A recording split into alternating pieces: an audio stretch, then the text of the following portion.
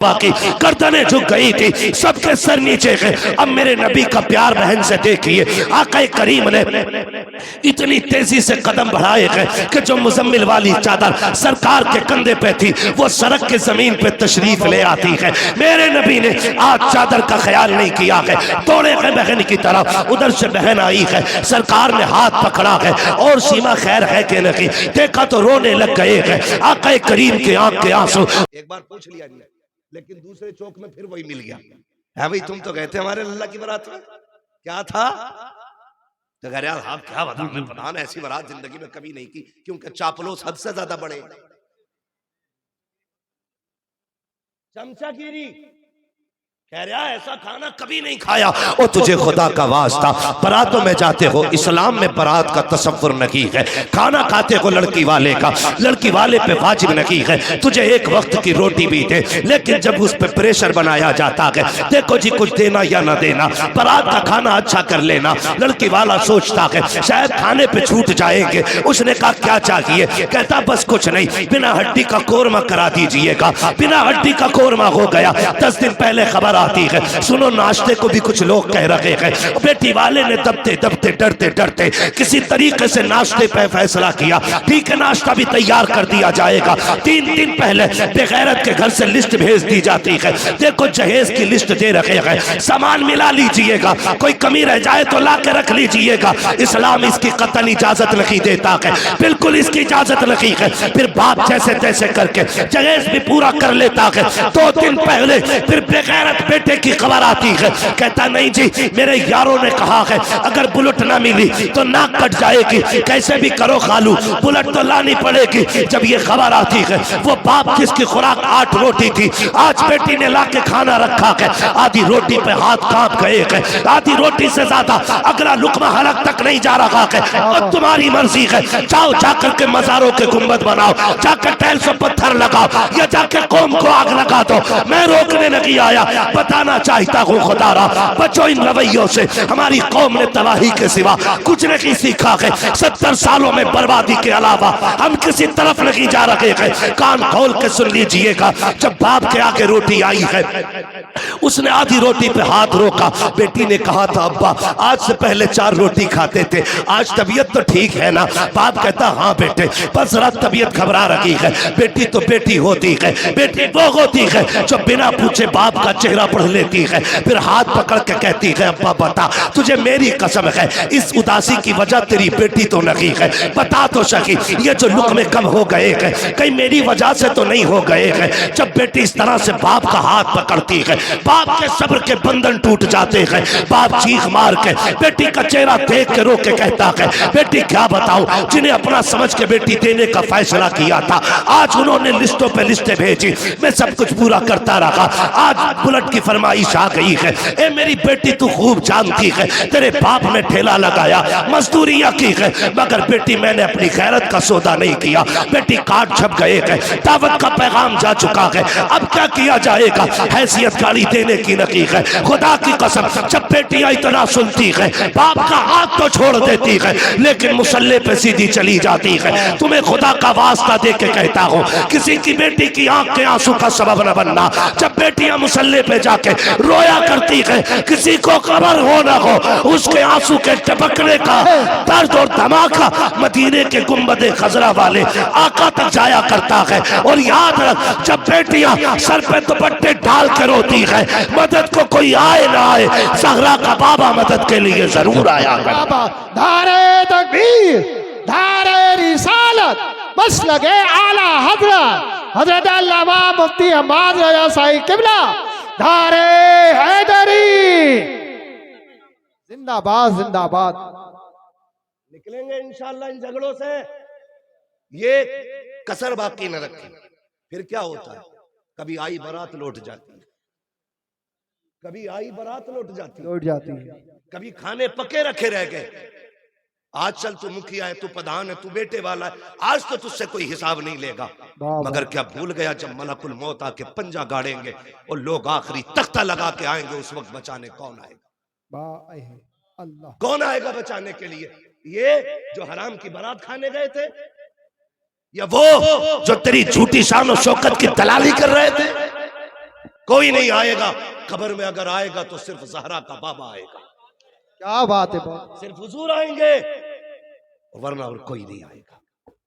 मेरा नबी बेटियों को बचाने आया है और बेटी बचा के दिखाई है। अगर आज तेरी वजह से बेटी मारी गई तो फिर तू नबी वालों में नहीं, तू उन वालों में गिना जाएगा जो बेटियों को जिंदा कत्ल करते थे। बाबा जो जिंदा बेटियों को कत्ल करते थे तू उनमें गिना जाएगा। निकलो इन रवैयों से। मुझे बताओ, अगर ससुर ने 10-5 लाख दे भी दिए, गुजारे हो जाएंगे? बोलो, हो जाएगा गुजारा? नहीं होगा ना। अल्लाह कादिर मुतलक है। तू 25 लाख ले ले, एक ऐसी जगह फोड़ा निकालेगा कि तेरे बाप की भी बिक जाएगी। जी जी।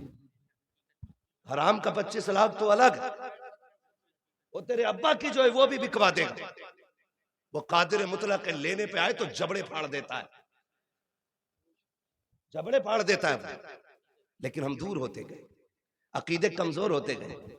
फसल मारी गई, हजूर दुआ कर दो, फसल मारी गई, रिश्ता नहीं, हजूर रिश्ता नहीं हो रहा। क्या तुम्हारा अकीदा अपने रब की जात पे नहीं रहा? भरोसा क्यों नहीं करते उस पर? हम अपने आप को बदले और ये जो खर्चे बढ़ गए ना, इससे निकले। एक और कड़वी बात कहने जा रहा हूं, शायद किसी को हजम ना हो सकता है किसी और के भी पेट में दर्द हो जाए। बहुत कड़वी बात कहने जा रहा हूं।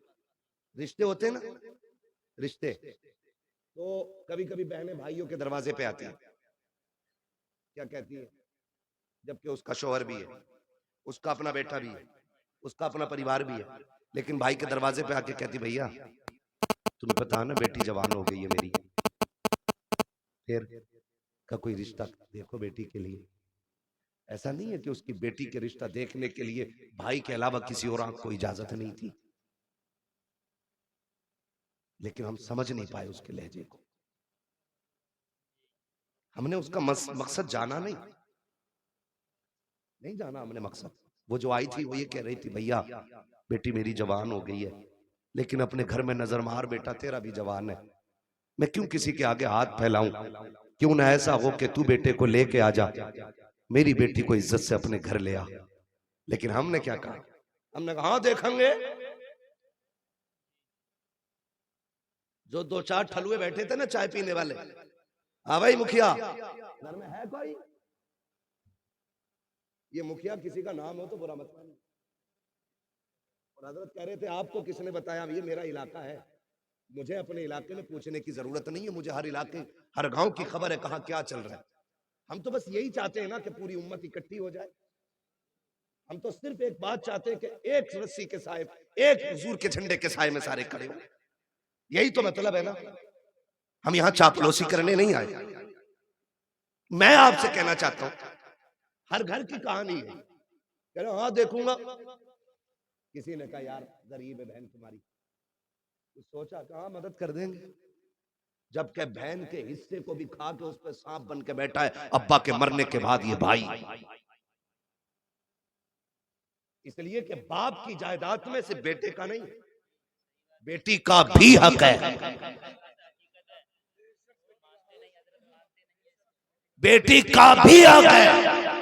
बहुत अच्छा। मैं कहता हूं खुदा की कसम, अगर शरीयत के इस कानून को लाजिम कर लो ना, जो बेटे का वो बेटे को दिया जाए, जो बेटी का वो बेटी को मिले, इंशाअल्लाह ये डिमांड की लानत ही समाज से खत्म हो जाएगी। बेशक, सुभान अल्लाह सुभान। हाँ, लेकिन अब्बा की 50 बीघे मिली। एक मोटी मिसाल दे रहा हूं, कोई ऊन के दून करके मत बैठना, इसमें कभी कैलकुलेटर लेके बैठो। एक मोटी बात मैं आपसे कह रहा हूं। मोटी बात क्या जानते हो? अब्बा ने 75 छोड़ी, एक बेटा एक बेटी छोड़ी। जी जी। ठीक है जी, तो 25 तो बेटी की भी थी। 50 बेटे की और 25 बेटी की, सारी बेच के खा गया। उसकी बेटी गरीब है तो कह रहा 2 लाख दे दूंगा, एहसान करेगा?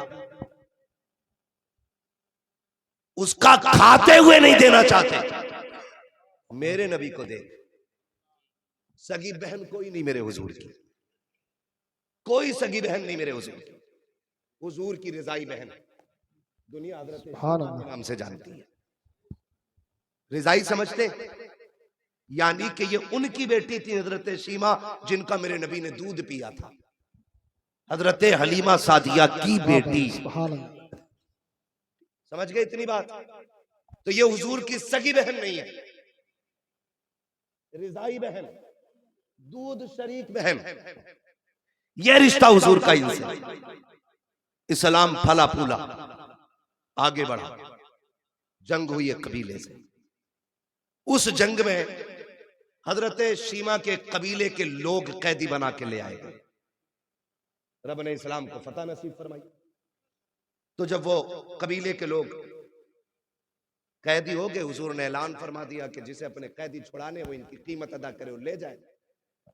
समझो है, मैं बहन बता रहा हूं, कीमत अदा करे और छुड़ा के ले जाए। तो कबीले वालों ने कहा चंदा कर लिया जाए, चंदा कर लिया जाए। तो अपने अपनों को छुड़ाने के लिए चंदा होने लगा। ये चंदा करने वाले पहुंच गए हजरत शीमा के दरवाजे। कौन है? चंदा लेने आए। किस चीज के लिए? कहा वो कैदी बना लिए गए ना हमारे कुछ सिपाही, उन्हें छुड़ाना। अब बनाए किसने? कहा मोहम्मद इब्ने अब्दुल्ला ने। जैसी इतना सुना हजरत शीमा की आंखों में चमक आ गई। फरमाने लगी एक बार और नाम बता। दोबारा नाम सुना। कहा कहीं ये वही तो नहीं है जो मक्के में पैदा हुए? कहा वही है, ये हिजरत करके मदीना आ गए हैं। तो हजरत शीमा ने चादर संभाली, फरमाने लगी अब चंदा बंद करो, मुझे उनकी चौखट पे ले चलो। कहा क्या करोगी? कहा कैदी छुड़ाने। कहा पागल है, पैसे मांग रहे वो और तू कैदी छुड़ाने की बात करती? कहा तुम्हें नहीं पता वो मेरा भाई लगता है। है क्या बात है, सुभान। नाज होता है बहनों को भाइयों पर, गुरूर होता है। भाई अगर मुनासिर हुसैन बधाइयों नहीं हो, बहन पकड़ के कहती है जो नात पढ़ रहा मेरा भाई पढ़ रहा है। बाबा आहे। ये जो आवाज है मेरे भाई राशिद की है, का ये जो निजामत है मेरे भाई की है। ये बहनों को नाज होता है। कहा लेके चलो ना, वो मेरा भाई लगता है। कहा अजीब है, उसकी कोई बहन नहीं। कहा लेके तो चलो। कबीले वालों ने कहा यार चल के देख न ले, अगर मिल गया काम हो गया तो फिर पैसे बच जाएंगे। अब खुदा की कसम बहन की चाल अलग है। कबीले वाले पीछे पीछे, हजरत शीमा आगे आगे जा रहे हैं। क्या बात है। अब वो दौर खत्म है, वो कोई आंखें निकाल के देख सके। अब वो टाइम नहीं है कोई को चढ़ा तो कचड़ा, कोई एक कांटा तक फेंक सके। दौर बदल गया, सहाबा नंगी तलवारें लिए खड़े, बदल गया दौर। हजरत शीमा आगे आगे आ रही है, जहां मेरे सरकार का खेमा लगा है वहां आकर के सहाबा इकराम ने तलवारें लगा रखी थी। जैसे आप अंदर जाना चाहती है, सहाबा ने तलवारें आगे लगा दी। देहाती औरत किधर जा रही है? उन्होंने कहा कल्लू सबीली, मेरा रास्ता छोड़ो। कहा कौन है तू? कहा मैं तुम्हारे नबी की बहन लगती हूँ। उन्होंने कहा ठहर जाइए, ये कोई मसला नहीं है, हमारे नबी की कोई बहन नहीं है, पहले इजाजत ले लेते, पता कर लेते। हजरत शीमा ने कहा था जाओ उनसे जाके कह देना आज वो आई हुई है जो ये कहती थी अल्लाहुम्मा इब्क़िलना मुहम्मदा, अल्लाह मेरे मोहम्मद को सलामत रखना। जैसी वो सहाबी अंदर गए हैं, आका एक देहाती औरत है, आपकी बहन बता रही है अपने आप को, और वो ये कह रही है कि वो है जो मैं उनको बचपन में अल्लाहुम्मा इब्क़िलना मुहम्मदा कहती थी। मेरे आका ने इतना सुना, फरमाते सहाबा कह दो मेरी बहन है वो। इतना कह करके वो सहाबी पहले दौड़े। जैसे सहाबा को पता चला ये हुजूर की बहन है, खुदा की कसम तलवारों की औकात क्या है।